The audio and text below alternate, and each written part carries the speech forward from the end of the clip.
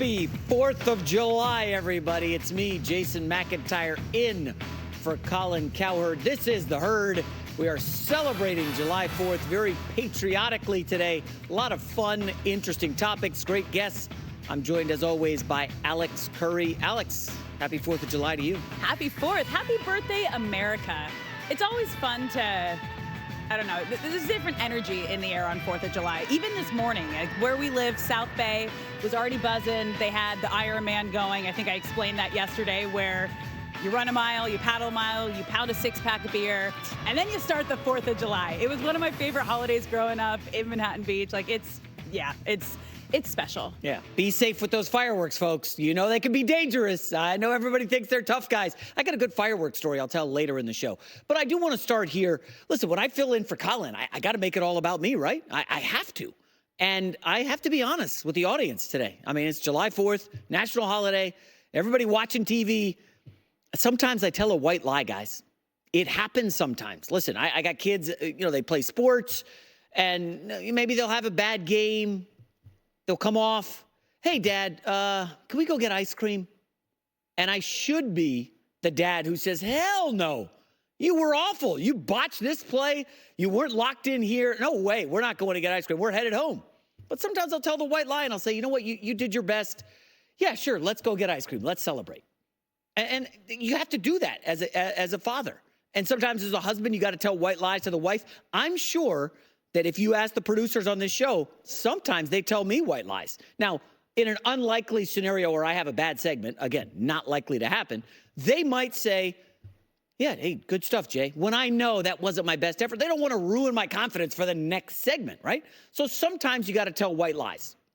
And that brings me to J.J. Redick, the new head coach of the Los Angeles Lakers. Now, I hope he doesn't get upset for my engagement farming of his name and the Lakers and Bronny James here on July 4th, but J.J. Redick was asked a tough question at a press conference this week, and he had a choice. He could tell a little white lie, or he could be a truth teller. And here's what went down at the Lakers press conference. Rob and I did not give Bronny anything. Bronny has earned this, right? Bronny talks about his hard work. Bronny has earned this through hard work. Oh, boy. Here we go. Listen, I'm rooting for Bronny. I'm happy the Lakers drafted him at 55. I think he's going to be a solid NBA player. 10, 12-year career in the rotation. I think he's going to be fine. But don't pee on my leg and tell me it's raining, okay? Everybody who watched college basketball, everybody who pays attention to the sport, Bronny didn't earn this. I mean, the guy averaged 4.8 points per game. He started like 6 games. I know he had the cardiac arrest, which obviously hindered his season, but don't tell me he earned this. Like that, you just can't do that. But this is what J.J. Redick signed up for, right? Hey, man, it's the Lakers. Every question you get asked, you got to be careful. You're under the spotlight. They are coming after you. The ink-stained wretches who follow the Lakers around, they tweet out everything. Every soundbite has a chance to go viral. And this one is going viral for JJ, not in a good way. Everybody said, oh, he didn't earn it. Well, we know it's not always what you know, it's who you know. And let's be real. Bronny was drafted. His dad is the greatest player in the history of the NBA. He is an all-NBA talent still. He's running the Lakers. Why shouldn't they have taken him? 55th overall, you're taking a flyer on somebody at 55. It's not the end of the world. But this is what J.J. Redick can expect. And the real question is, JJ, are you ready come November, December? Lakers, bit of a slide. Bronny hasn't played in a week or two. It's not unheard of that a rookie wouldn't play in a week or two, but he's sitting on the bench. And the media comes up and, JJ, hey, Bronny's not playing. Are you thinking of sending him to the G League so he can get some reps? And then what happens with the white lies? Is Redick going to keep it up? Now, for Bronny, he's in a tough spot.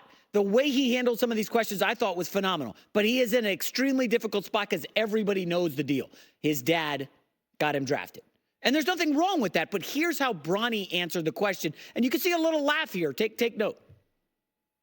It's for sure the amplified amount of pressure. I've already seen it, stuff in media and stuff in the internet and stuff, talking about I might not deserve an opportunity, but I've been dealing with stuff like this for my whole life. So it's nothing different, but it's more amplified for sure. But I can get through it. I just want to come in and get my work in and get better every day. But I never really had a thought of, me going to play with my dad, but that's always, there to, take part of, but that wasn't a main focus of mine to do. I got to say, that's a pretty great answer for a teenager. I expect Redick to be flawless at the mic. I mean, he was a player for well over a decade, handled the media all the time. Then he transitioned into announcing and podcasting. He's going to be great. I think he's going to handle it okay. Bronny's the one I'm worried about, but he's 19 and he crushed it. That answer was perfect. But this all leads back to my next point, which is that LeBron is still running the Lakers, any way you slice it. And there was a column in the LA Times this week which kind of crucified the Lakers for the way they're letting LeBron handle things. And it goes back to the end of the Kobe Bryant era. For Laker fans and the Los Angeles audience, you know what happened. Kobe wanted a big, fat thank you contract from the Lakers, and he got it at the end. The problem was giving Kobe all that money and all that power led to a quite bad roster. At this point, Pau Gasol's gone, and they were in the wilderness. A total train wreck, the worst, I believe, 5 or 6 year run the history of the franchise. It was brutal. And the concern from Bill Plaschke at the LA Times is that, well, giving LeBron all this power, I mean, he gets to pick the coach. He gets a 2-year max deal. He gets to draft his son. We're seeing Kobe Bryant all over again. And I pumped the brakes on that, and I disagree with the column, largely because LeBron at the end is playing at an all-NBA level. The Lakers won 47 games last year. I know they lost in the first round to the defending champion Nuggets 4-1. It wasn't the closest 4-1 ever, but the Nuggets did win 2 of those games almost at the buzzer thanks to Jamal Murray. One was at the buzzer. So it's not like they got absolutely destroyed by the defending champions who, oh, by the way, were the favorites to come out of the West. It's a 47-win team last year. And let's be honest, guys, they're bringing back pretty much everybody. They add Dalton Connect, who, I don't know if you saw this, he's going to wear the jersey number 4, and his last name is Connect, so his nickname is going to be Connect 4. I mean, amazing board game. I hate to brag, but I'm really strong at Connect 4. Anytime we go to like a hotel or resort, I see Connect 4, I'm playing. I'm inviting randoms to play me. Come on, step up. Anybody want a piece? Connect 4 is an awesome nickname. But Dalton Connect will help in the rotation. I think Bronny's probably going to play a little bit, maybe not immediately, but the Lakers should be, again, in that 47 to 50 win range. I think J.J. Redick's probably worth 4 to 5 wins. That's how low I was on Darvin Ham. So this isn't like the Lakers are in real deep trouble because LeBron's running the franchise. I understand the concern, though. Remember, everywhere LeBron has gone and then left, it's been really, really bad. He leaves and the cupboard's bare because, oh, by the way, he's phenomenal. And everywhere he goes, he wins championships. Remember, the first time he left the Cavs, they fell off a cliff. And they ended up with Kyrie Irving. He couldn't get them past like 30 wins. It was brutal. Okay, he goes to the Heat. They win 2 titles. They go to the finals 4 years in a row. You know how they did in the 5 years after LeBron left Miami? 1 playoff series win. It was rough. Now, and that's with Pat Riley running the show, who's an all-time architect in the NBA, just a genius. So then LeBron goes back to Cleveland. They win a title with Kyrie Irving.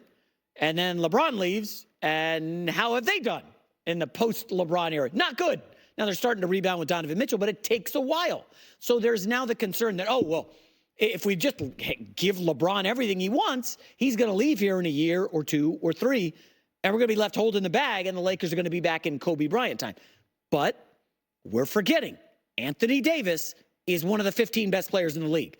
And I know after yesterday's chat with Chris Broussard, you guys are hot for my list, top 10 players in the league. AD did not crack the top 10, but he's close. He's certainly top 15. He was outstanding last year.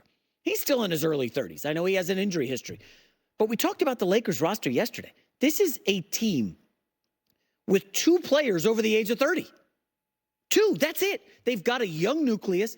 I'm probably higher on Austin Reeves than many. I know Colin's not the biggest fan. He likes Austin Reeves. I think Austin Reeves is maybe not a build-around guy, but I think ultimately he is a great number 3. And then you kind of reboot things. I don't think that LeBron is going to totally shaft the Lakers. But to Bill Plaschke's point in the column, hey, guys, do you remember what happened when Kawhi left the Spurs? Oh, that's right. The Spurs were a train wreck until they landed Wembanyama in the draft. I'm talking, they couldn't win a playoff series once Kawhi left and demanded out of San Antonio. I talked yesterday, Michael Jordan. At the end of the Bulls saga, they had a great run in the 90s. Do you know how bad that franchise has been since? They had the brief blip with Derrick Rose, but otherwise, the Bulls have been irrelevant for 25 years. So, yeah.